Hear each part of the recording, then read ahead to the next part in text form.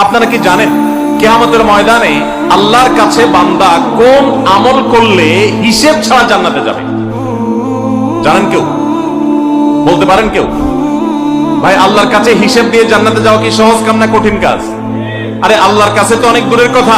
আপনি যে প্রতিষ্ঠানে চাকরি করেন তার মালিকের কাছে, উপরস্থ বসের কাছে একেবারে পুঙ্খানুপুঙ্খ করে প্রতিটা পয়সার হিসাব দিয়ে একদম সবকিছুতে পারফেক্টনেস প্রমাণ করা, এটাই তো একটা কঠিন কাজ, দুঃসাধ্য কাজ। সেখানে সারা জীবনের হিসাব আল্লাহর কাছে দিয়ে পাই পাই করে তারপর আপনি জান্নাতে যাবেন, বিষয়টা এত সহজ না।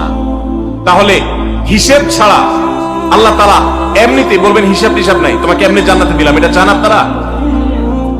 দেখুন কোরআনে কারীম আল্লাহ তাআলা বলছেন ইন্নামা ইউওয়াফাস সাবিরুনা আজরাহুম বিগাইরি হিসাব।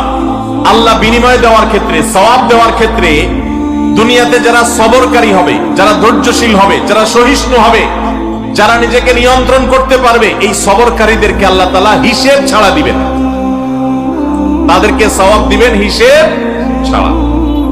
তাহলে আপনি যখন আপনার কর্মস্থলে থাকবেন আপনাকে ধৈর্য ধারণ করতে হবে। আপনি যখন পাবলিক পরিবহনে উঠবেন আপনার মাথা ঠান্ডা রাখতে হবে। আপনি যখন আপনার বাসা বাড়িতে থাকবেন আপনার মাথা ঠান্ডা থাকতে হবে।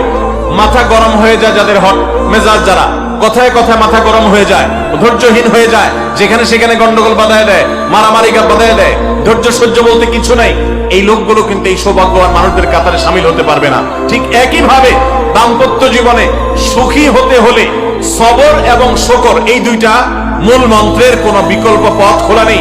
সেটা স্বামীর জন্য প্রযোজ্য, স্ত্রীর জন্য প্রযোজ্য। স্বামী হিসাবে আপনি